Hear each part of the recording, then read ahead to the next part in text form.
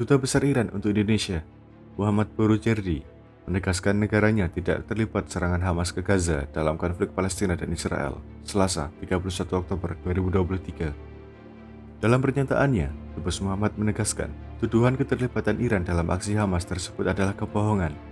Dubes Iran untuk Indonesia itu lebih lanjut menjelaskan, ada kebohongan lain yang berupaya menggambarkan konflik ini sebagai perang antara Hamas dan rezim Zionis Israel.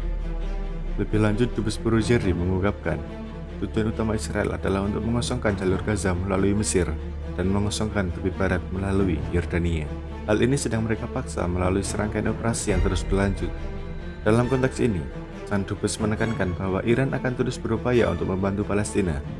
Mengungkapkan sejauh ini, lebih dari 8.300 warga Palestina tewas dalam serangan Israel yang kejam di Gaza. Jumlah warga Palestina yang tewas terbunuh serangan Israel di Gaza sejak 7 Oktober mencapai 8.306 orang, kata Kementerian Kesehatan Gaza, Minggu 30 Oktober 2023, termasuk 3.457 anak-anak dan 2.136 perempuan.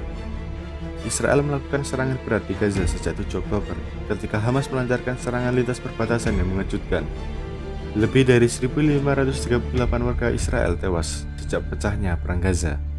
Penduduk Gaza yang berjumlah 2,3 juta orang juga menghadapi kekurangan makanan, air, bahan bakar, dan obat-obatan akibat blokade Israel terhadap enklave tersebut.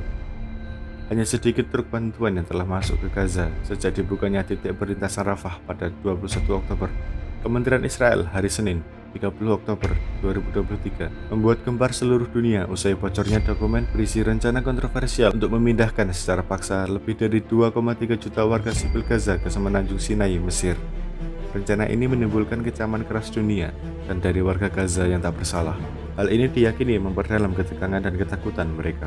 Namun, kantor PM Israel Benjamin Netanyahu berdalih dan bersikap meremehkan laporan bikinan Kementerian Intelijen itu sebagai latihan teoritis belaka, sekedar kertas konsep, seperti laporan Associated Press.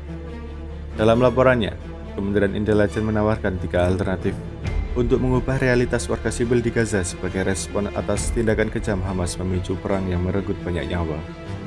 Dokumen tersebut mengusulkan pemindahan warga sipil Gaza ke kota-kota tenda pengungsian di utara Sinai, Mesir, lalu membangun kota permanen di koridor kemanusiaan yang tujuannya tidak jelas. Dokumen ini menolak 2 opsi lain, mengembalikan otoritas Palestina yang berbasis di tepi barat sebagai penguasa di Gaza, atau mendukung rezim lokal. Dokumen ini menilai bahwa kedua opsi tersebut tidak mampu untuk mencegah serangan terhadap Israel.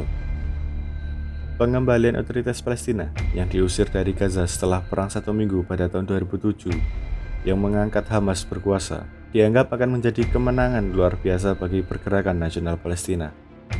Tetapi ini juga berpotensi merenggut banyak nyawa warga sipil dan tentara Israel tanpa memberikan jaminan keamanan yang memadai bagi Israel.